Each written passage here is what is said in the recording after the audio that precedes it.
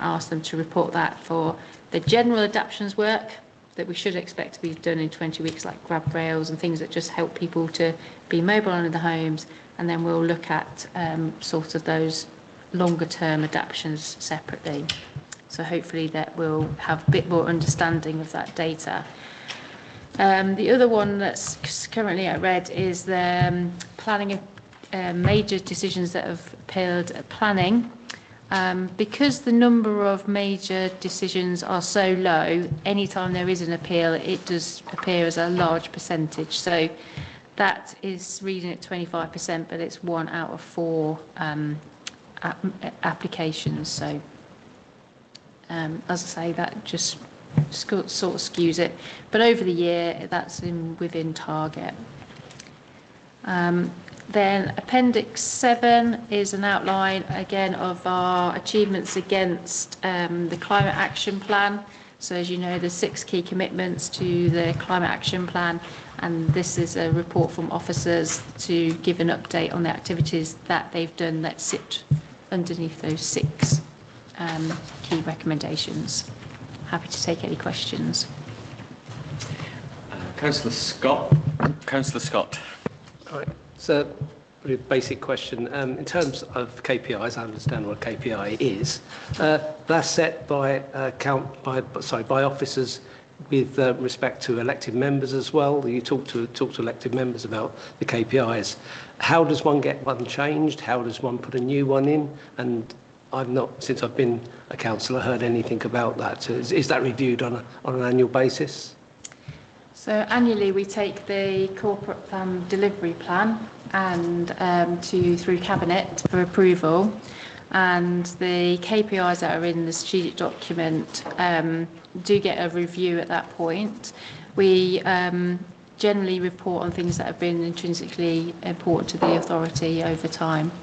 I think I was under the misapprehension that it was set externally so you could compare councils. So thank you for explaining that. Yes, through you, Chair. They are set internally, but they often do represent key statistics that we can compare against other local authorities. So they may have been, in the past we used to have local indicators. You may have heard that there's a new outcome framework that's coming through for local government that has a number of indicators based on a kind of more unitary framework that contains indicators such as child services and adult social care services, which we're starting to monitor that now, so we could bring that along at a future point. Thank you very much, Kay. That was very helpful. Councillor Graves. Thank you. I'll try and be fairly quick here. The deterioration in the stage 1 and stage 2 complaints, does that relate to loss of some complaint staff at all? I'm aware of one long-serving staff member who sadly departed us a number of months ago. Is it partly linked to skills being lost from the council, or has that been immediately plugged? So yeah, our officer who used to oversee stage 1 and stage 2 complaints left a couple of months ago, and that position is still vacant at the moment. Stuart. And so in the interim, the stage 2 complaints, I think, go to heads of service for answering completion. But Leah may be able to give a little bit more detail, because at the moment it's sitting under her team. Leah, are you able to come back on that? Mm-hmm. I certainly can. So as Kay mentioned, the previous post holder left. I've taken on responsibility for the corporate support team, which includes complaints. And as Kay said, it then meant that the heads of service and directors are taking more direct responsibility with regards to stage 2 complaints in particular, which was a slight change to our previous process. I think in the first quarter of doing that, as you'll see, there was a slight dip in performance. We've broken down that data. We're looking at individual service areas. We are looking at the whole procedure we use for reporting complaints, dealing with complaints. We're looking at how that can be changed and modified to make it more efficient for those that are submitting complaints, and how we genuinely learn lessons where concerns are raised as well. So I do appreciate it's not meeting target at the moment, but it's an area we're very much looking at. Thank you, Chair. Just my second question of two. I don't know if Simon knows this off by heart. I can understand the red on the major planning decisions. Can I just ask which major site location lost an appeal? At the moment it's 1 out of 4, so it's gone out of kilter and gone red, being 25%. But obviously, as appeals come in, it should go down and down. But do you know which major site we lost? Well, the last major one I recall was Houghton, and it was withdrawn. We on public session, so I don't want to say too much about it. But anyway, the appeal ended up being withdrawn, so there was no outcome in that sense. So that might just need checking how it's being recorded, because nobody won or lost. But the application was turned down, so that stands. It's no longer being challenged, so you might say that was a successful outcome. Thanks. Yeah, I'm on planning committee, and I hadn't heard that we'd lost a. I'm not aware of another full inquiry appeal. Councillor Burrell will probably be more. Would the crematorium site be a major? Yes. So there was also the crematorium site at Scrutiny. That went mid-February. We had a decision very, very quickly, and unfortunately, that one has gone against us. It was allowed. That was a recommendation to refuse, and the committee went with the officer recommendation on landscape grounds. Councillor King. Yes, Chair, just on that last point, actually, I recall it was a split decision and on the Chair's casting vote. But anyway, let's not dwell on that. What I wanted to ask about is on page 26. So thank you for the report, it's really helpful. Good to see that we're making progress with the conservation work that we instigated when we were running the council. That's really positive. What I wanted to just ask about is on page 26, which is this plan for a customer service self-pilot scheme on the ground floor of the Symington building, and whether we could have any more information about that. Maybe not now, but if we can get some more information in a member briefing note. But also, it says the Symington building continue with exploring residential redevelopment of the car parking space surrounding the Symington building. Which car parking space? And what are we talking about here? Can we have some more detail about what is being explored? What is the scale of this? And what car parking? Is that the car parking out the back here, the car parking up Mill Hill, or both? So that was that bit. The other bit I just wanted to touch on, to pick up the complaints. That's really helpful to split it down like that, so we can see that stage 1 there's not really too much of a delay, but stage 2, about 50% of the stage 2 complaints are way above target. Well, that's, I think, very concerning for the count, and that I hope is being addressed from what hopefully it is. The other thing I just wanted to touch on was the one of the other red indicators is the average number of weeks taken to complete disabled facilities adaptations. Well, the target is 20 weeks, and we're talking 32 weeks. That is a very considerable increase in delivery. I don't recall us having this problem previously, and I did hear what you said about, well, I think we need a bit more information about this. As to exactly what's going on, but also what remedial action is this partnership taking to address that? Because if that's about people who are in, let's say it's about people who've got, in some sort of form of medical care, and they're having to come home, and there's a delay in them being discharged to come home, that's a very, very that's a very concerning issue. If it's because people have developed condition or they've been born and they've got to and it's now been assessed and they need this work doing. So I think we need this a bit more understanding about why this nearly half as long again, over half long again as our target. 12 weeks over target time is what we're achieving, because that's a very considerable length of time. And if someone does need these works doing, we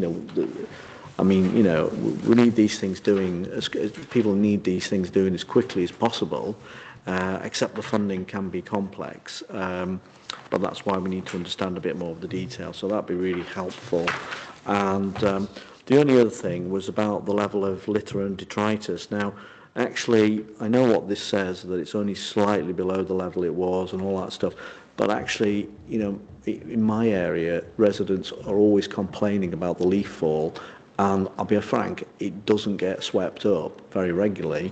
We seem to be completely out of kilter with the leaf fall. And it just then gets blown away by the winds instead of us clearing it up. And my concern is that with a growing elderly population, and unfortunately we do have pavements that aren't perhaps in as good a condition as they could be, because people keep parking their cars or vans on them, because we're not parking enforcement. So these things are all related. So we then end up with people more at risk of slipping and going into hospital and then ending up having to have adaptations at their home, but then they find they've got to wait 8 months before it can be done. So I think, I'm being a little sort of provocative about it, but I do think this particular item about street cleansing is a serious matter, because it's not just about the gullies, it's also about the pavements. And when and particularly with the winter we've had, with it being very wet, leaf mulch is very slippy, and actually it's actually a danger to residents. It's hazardous, and I think this is something we need to understand what we're going to do to try and address this going forward. So I'd welcome a bit more information about that. Apart from that, and the only other thing was about the in-year council tax. It does seem to be dipped below what our target is. I'm just wondering, it says it's an ongoing trend. Does that mean it's still below target, or is it's below target everywhere and we're seeing this, so does this mean we're going to be on track to collect the expected 98.4% of council tax, or are we going to be somewhat below that? I'm just trying to understand what that means. I was grateful if we could get and what would the financial hit be to us if we don't reach this 98.4%. Thank you. Through you, Chair. I can take the last point on collection. Yeah. Councillor Galton, you want to comment? Specifically on the street sweeping question that Councillor King's raised.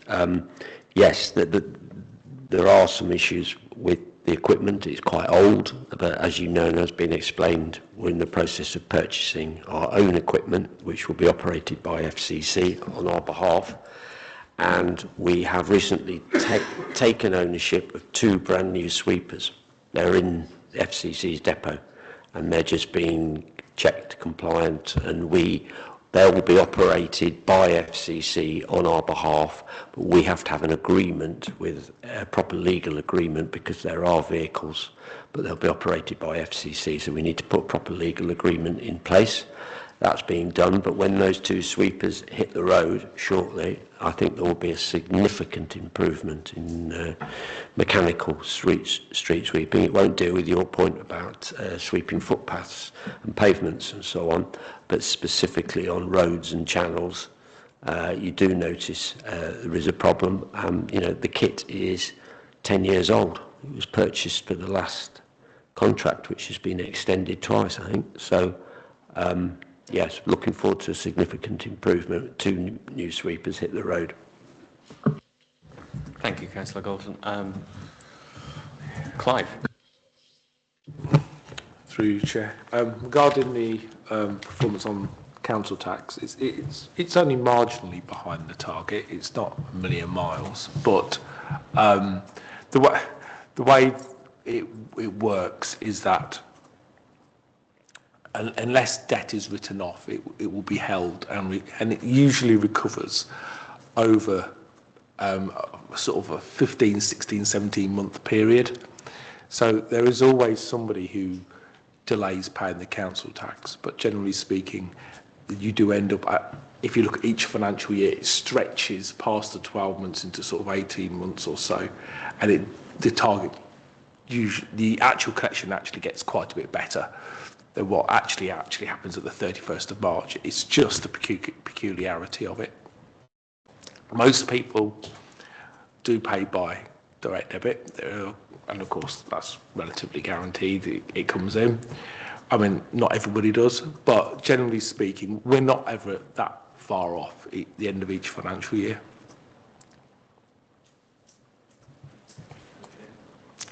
Okay, thank you. And in relation to the other 2 points that Councillor King raised about the average number of weeks taken to complete disabled facilities and adaptations and the other red indicator, will we be able to get more information on that? Through you, Chair. Thank you, Councillor King. I've noted those and I'll get back to you with more details from the relevant service directors. That's great, thank you. Thank you. Thank you. Councillor Wellband. Yes, thank you very much.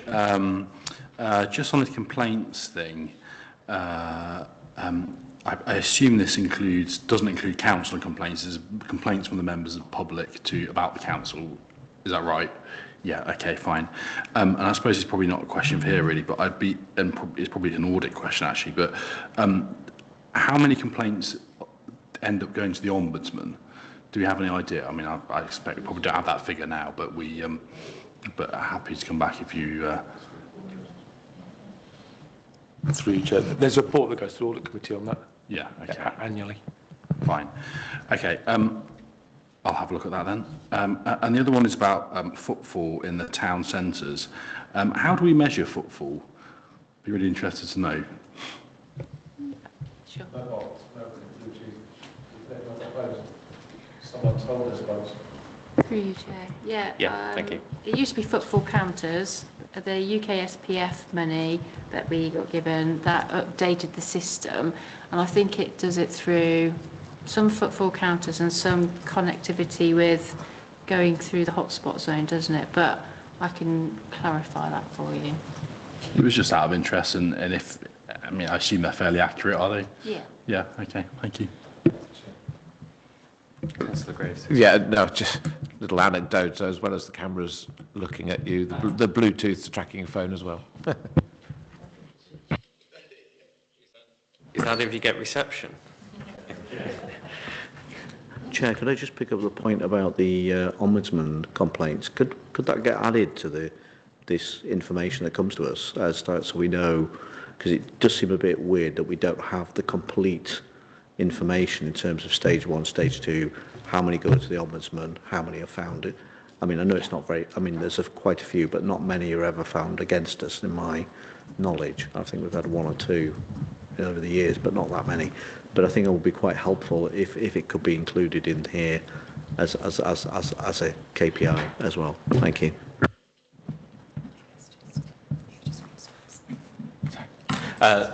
Right, Leah, I believe you wanted to contribute there. Yeah, thank you. So the Ombudsman does publish an annual report, and you can go on their website at any time and see how they are performing.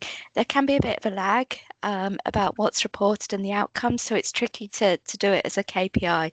In 24-25, which is their last annual report, there were 13 complaints that went to the Ombudsman, so actually the figure proportionately to the total number of complaints is very low.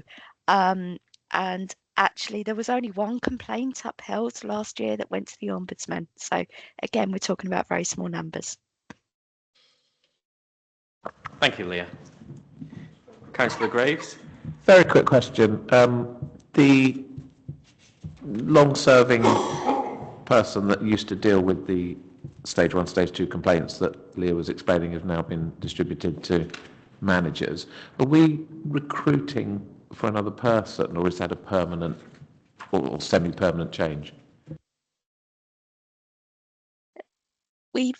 Chair, if I may, we've made a couple of structural changes in that team. The other factor that I'm looking at the moment is within the budget, we included some funding to do an information governance project. So we probably need someone to lead out that project. It's a slightly different role. So we do have resources in place. We are looking at resources moving forward as well. So I take it that's a no, we're not currently recruiting for a replacement, because that person was long serving and I don't know how senior they were. I took them to be somewhat senior, but I take it we're not recruiting.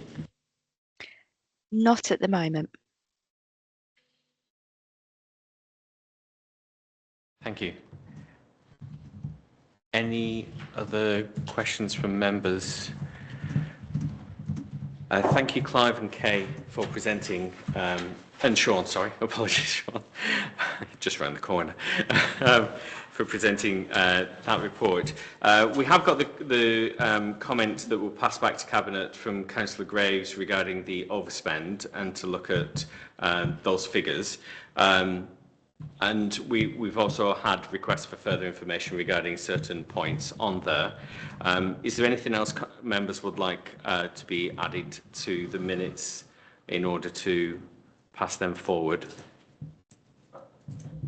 The CCTV was a separate issue, wasn't it? I don't know if... Did we make a recommendation based on the CCTV? So the CCTV, we made a request to CAT that a report would come back to scrutiny regarding that.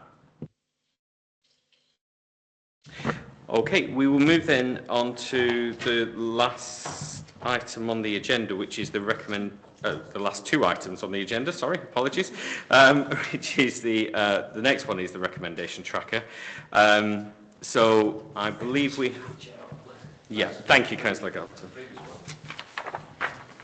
Sorry? Corporate performance overview is a draft work plan. Oh, sorry, yes, I do apologise, Councillor Graves.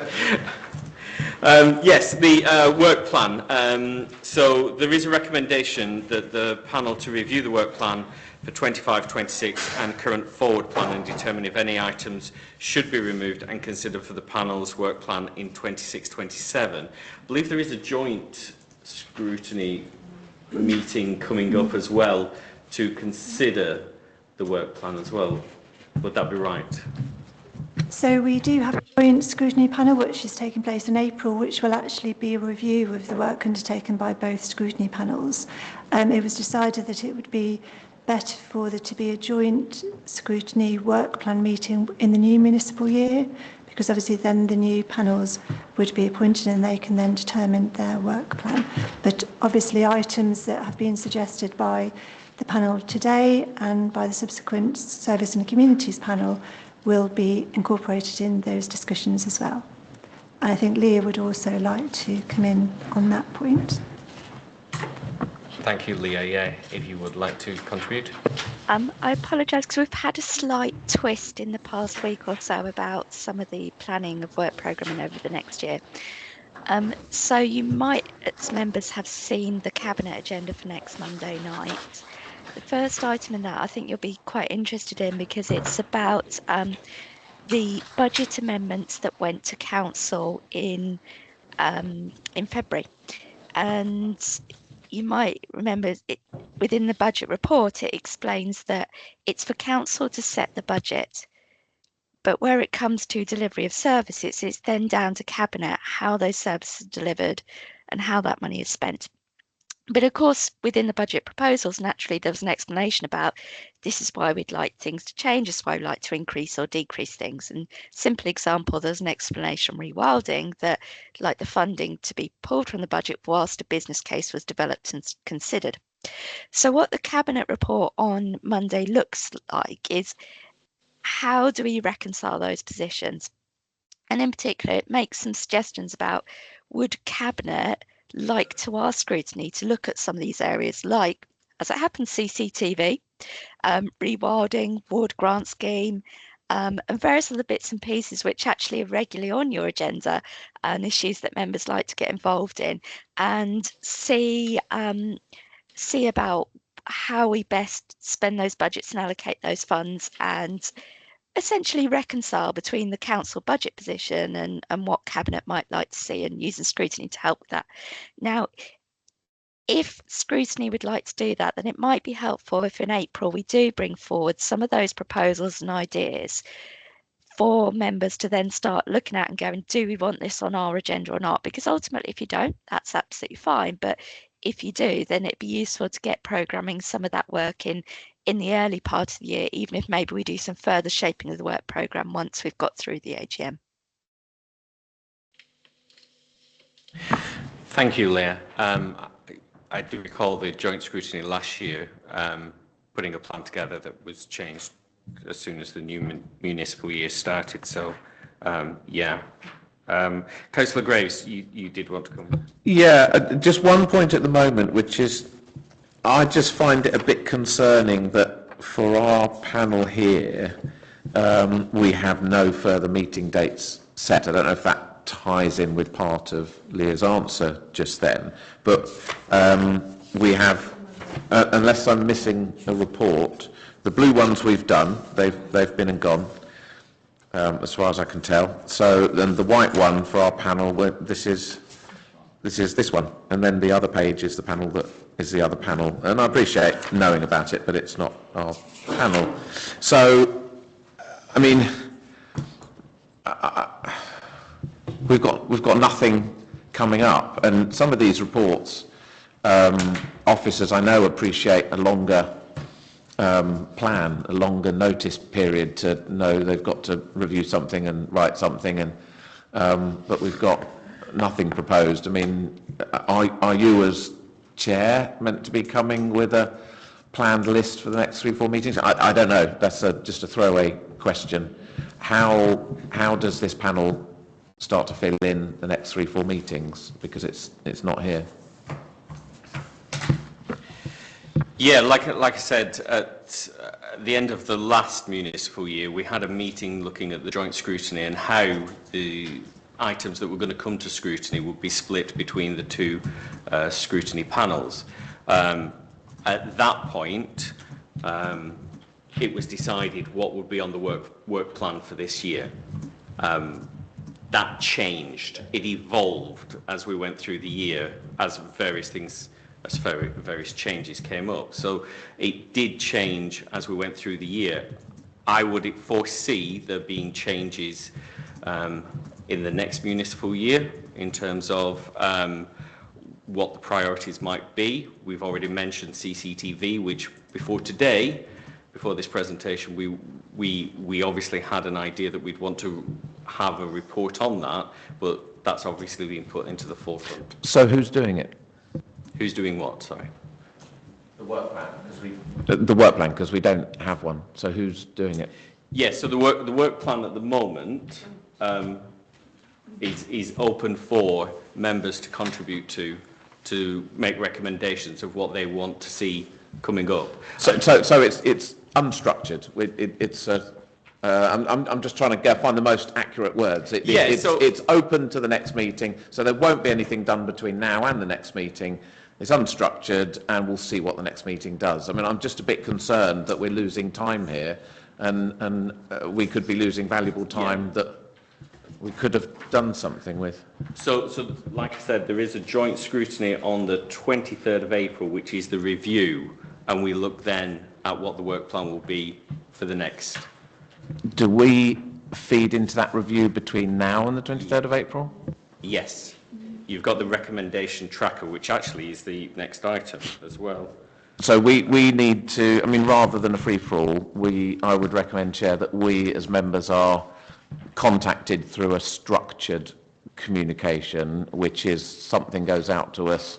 We always appreciate a potential list, an ideas list. We appreciate seeing a longer forward plan. I mean, the forward plan that's been attached, I think, is only a couple of pages, and it only includes a few weeks of information. Then well, substantially a few weeks, then subcommittee grants in April and open space review strategy in May. So substantially just a few weeks plus a couple. So we need more to go on. We need to be taken through a structured process. Otherwise, if Rosita Page was here, she would dominate 90% of her ideas in the plan, because she's very good at suggesting ideas, and some of us would be sort of just rabbits between the headlights. Yeah, I think we've had situations where we've got to this point in the meeting and we've asked what members would like to see on the work plan, and I think that's how the recommendation tracker came up as well. And also, Sarah, you mentioned something else. Sorry. Sorry, so previously, and I defer to Leah because Liam might have a different view on this, we have contacted all members and asked if there are any particular items that they would like to be included on the work plan, because obviously it's not just for the two panels, other members may have ideas as well. And then we would assess those against the criteria which is in the report, and then we would look to include and prioritise the particular reports. But I do defer to Leah because you may well have a different view on that. Chairman, would you like me to come in? Yes, sorry, Leah. No, Sorry, that's okay. It's always that awkwardness, and sorry, I am online today as well. It's pretty much as Sarah says, and that's a fairly standard way of doing things. Sending out a form that councillors can fill in. In scrutiny, the word topic is often used to make sure it's timely for scrutiny review, how you do it, how it links to corporate priorities, those types of thing. I'm just holding back until after Monday, so I can also give that context to members about this is what Cabinet is suggesting, but ultimately it's down to you. I mean, your role is to hold them to account in part, as well as look at things you want to look at as well. So it'd just be useful to get that. This is what was discussed today when we send that information to you. Thank you, Leah. Councillor King. Thanks, Chair. So there's a couple of things. So first of all, I think we're all aware that there's the yet to be an extraordinary council meeting. So the leadership of the council may well change in the next couple of weeks or so, depending on when that meeting is actually triggered. So that has a very significant bearing on matters, I would suggest, without getting into all of that. But equally, I don't think, what I would say is I don't think there are enough scrutiny meetings. I think 3 a year is not enough. If we're going to seriously review and get in line so that we are reviewing the quarterly performance before Cabinet receives it, we've got to have 4 meetings a year, because there are 4 quarters. All right? Well, last time I checked anyway, that's the definition. So I think we've got to get that. So picking up Councillor Graves' point, I think there are things that should automatically be on the scrutiny work plan. And so if we look at filling that in, there should be things already in the work plan for next year, such as the corporate performance, budget, all that sort of stuff. And then we should be looking at what is on the forward plan of the authority in terms of there is stuff that's going to be happening, so about LGR, so we should be reviewing that, in my view, irrespective of who, whatever the leadership group is of the council, we should be scrutinise what is going on with LGR, what are the work streams, because at the moment we receive very scant information, very little about what is being done, what is happening. We occasionally get the odd snippet here and there, but I don't think that's, moving forward, I don't think that's enough. And there are other things as well. So I think that, yes, we can go and ask people what they think, and that's important, but equally there are things that I know that the management team will be aware that they're already looking at doing next year, and they need to be put into the programme to say, right, well, this is something we're going to have to decide about next year or whatever it is. So we need to review that, because it's going to require a decision of whoever the administration is to resolve. And then we need to look at when that needs to be, timed to come to one of these panels, either ourselves or the others. So I think there is a bit of work to be done, but that's for officers, I think, to draft up a indicative timetable of some of these, to marry the two bits of all that bits of information, and then to come up with a thing. And then obviously look at what member suggestions are, because there are, as we've already discussed earlier, other service areas where we think actually it could be useful to have a look, deep dive in certain areas, but we're only going to have so much scope to do some of those deep dives on top of the things that we're going to have to do in order to ensure proper scrutiny of decisions by the executive take place. Because at the moment, we're not doing that, and we haven't been doing that for the last 3 years, in my view, and it was something the leader said he would sort out when he became the leader, and he hasn't. So, greatest respect. So I think we've got to get this sorted out. Maybe we run out of time and LGR takes over and we never get it done. But there you go. Right, thank you. Yeah, no, you raise a valid point there. I mean, we have 4 meetings a year for the four quarterly reports. Obviously, setting the agenda so that we actually see those reports before Cabinet. It's happened to fall this year, in this scrutiny, that it fell before, but this is the first time this year that we've been able to see it, and also the performance indicators as well. So if we take on the basis that our scrutiny meetings, if we have 4, the predominant workload in those meetings is going to be looking at finance and performance. Are you suggesting then that we would increase the number of meetings to more so that we could get through other, not self-interest items, but items that interest individual members that potentially has a bearing on, corporate and finance of the council? Would that be? Sorry, before you come in, Councillor Graves, Councillor King, are you suggesting more than 4 then? I think that depends on how much we've actually got on the work thing. I think that's the bit we don't know, because there's a big unknown at the moment. Yeah. I'm not in administration currently, so I can't tell you what is in the forward plan, because I don't know. But I know that how the system works.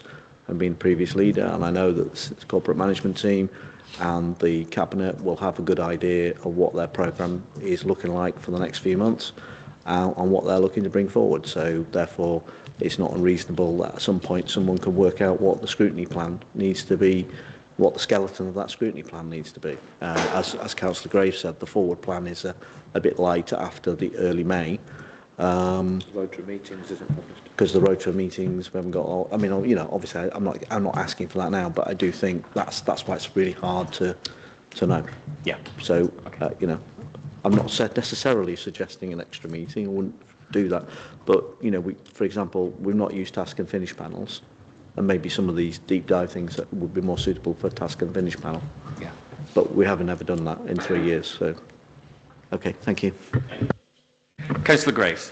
Yeah, I mean, part of it is possibly because we're at this point of the year, which it does my head in, where we just can't seem to publish, let members know the draft rota of meetings. So all sorts of members are booking concert tickets and comedians and holidays, and then we get our rota of meetings and go, oh, okay, that's when I'm seeing that comedian. Okay, that's when I'm abroad in that country. There was one year where I really did push quite strongly, and the administration, I can't remember who it was, published it 6 months early, and so many people were so grateful to get dates in their diary. So I think there's something there. But Chair, I think the quarterly financial and performance reports are structured for us. They come out at a certain time, and if we as pretty much using your words, if we want to review that before Cabinet, then let's do that. There's also likely to be, I mean, any good Cabinet who are interested in getting some of their work scrutinised before major decisions, any good Cabinet will want to put 2-3 things a year to scrutiny. And I fundamentally support that. That's what we're here for. We're non-political. But then the third option is things that we're really keen to look at the extra bit of CCTV and some of these other topics. But someone needs to own this, and I would recommend it's overseen by a councillor. I can't think of anyone better than you as chair of the committee to sort of pull these 3 strands together in terms of, number one, making sure the finance reports are allocated to the meetings and the timing looks okay. It's not 2 months after the quarter end. Secondly, reaching out to Cabinet, almost trying to find things, and thirdly, guiding us as a committee, because I fundamentally believe that we work best through a structured approach. I mean, I don't know about you, but when I'm trying to go through 30 council emails, sometimes I've not got the time to do a report then. I'm responding, I'm replying, I'm doing quicker things. It's just my view that I like to play off with other members' views in a room. Thank you, Councillor Graves. Yeah, I think what I'll do then is obviously I'll look at I'll try and find out the dates of the meetings. Obviously, the quarterly reviews will go into those primarily, and then we'll look at the work plan from there. And sorry, go on. Oh, just a minor point. The latest peer review of the council did make a recommendation, if you remember, on the timing, I think, of these financial reports, because I think there was an instance where we were looking at one report 6 months after the quarter end, or 3 months. I can't remember what the time was. I don't want to say it was too bad, but they picked up on it and said you should speed up a bit. I think it was the first meeting of this panel this year. So yeah, right. Okay. So moving forward, like I said, we'll look at putting the dates together with the quarterly reviews, and then adding other items either from the work plan or from the recommendations of members, and also from what is coming up on the council agenda. Anybody else like to comment there? If we move to item 8, the recommendation tracker, you've got, I believe you've got this document on your tables of the recommendations that were requested and what the next steps and outcomes are. A step to try and make sure that we're kept informed of the things that we've requested and the outcomes of them. Are there any comments from members? No. And so on to the final item, any urgent business? If there is none, time is 9 minutes past 9. Thank you very much.